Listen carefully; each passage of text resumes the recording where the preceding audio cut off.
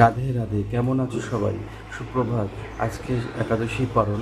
সকাল সকাল কে কে একাদশী পালন করেছো? যারা যারা করেছো তারা কমেন্টে জানিও। তবে তোমরা কি জানো একাদশী পালনের মন্ত্র এবং সংকল্প মন্ত্র? আমি বলে দিচ্ছি এখন। একাদশী সংকল্প মন্ত্র। একাদশং নিরাহার স্থিতা অহম অপরেহনি বক্ষ্যামি পুণ্ডরকাক্ষ শরণং মে ভবাচ্যুত। অনুবাদ: হে পুণ্ডরীকাক্ষ, হে অচ্যুত, আমি একাদশীতে উপবাসপূর্বক পরের দিন আহার করব।